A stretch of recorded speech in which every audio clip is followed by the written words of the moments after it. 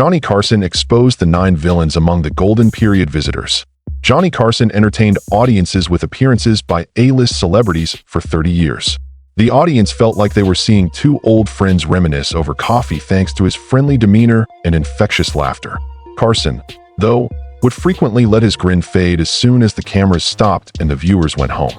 His closest associates said that America's favorite host had an internal list of people he thought were really horrible. The former Tonight Show producer, who collaborated with Carson for more than 10 years, claimed that Johnny was the epitome of professionalism when it came to being on camera. However, as we rolled into a commercial, Carson would occasionally look over at Ed and murmur, "That person should never be near a camera or a child." Carson's candor on the famous people he had long privately disliked grew in his twilight years. He painted a terrible picture of famous people who were monsters behind their meticulously constructed public personas in the stories he shared with his closest pals. Surprisingly, Carson revealed that a famous actress had verbally attacked a junior production assistant so violently that security had to step in, despite her gentle and sensitive demeanor on his couch.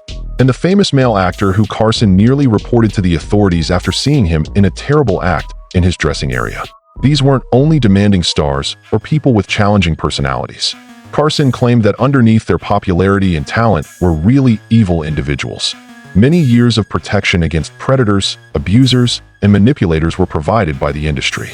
However, before we can comprehend the intimate backstage altercation that has remained undisclosed until now, we must know why Carson's deepest loathing was directed against the first person on his list.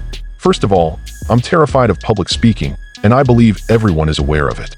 Second, I look for films with identifiable audiences. The icy Joan Crawford, Queen of Hollywood. Joan Crawford, a graceful Hollywood star whom audiences had idolized for decades, made an appearance on The Tonight Show in 1970. Old Hollywood glamour was personified by Crawford, who possessed impeccable posture, an impeccable appearance, and perfected charisma. Crawford, however, showed a whole different side when she wasn't on camera, according to numerous Tonight Show employees. She was one of the coldest people I've ever interviewed, Carson allegedly told his biographer in a few years' time. Is conversing with an exquisite sculpture that is empty on the inside. Even before Crawford arrived at the studio, her appearance started to cause concerns.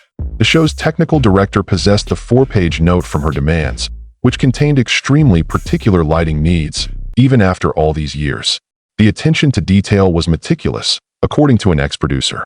It was precisely 67 degrees, not 66 or 68, from the angle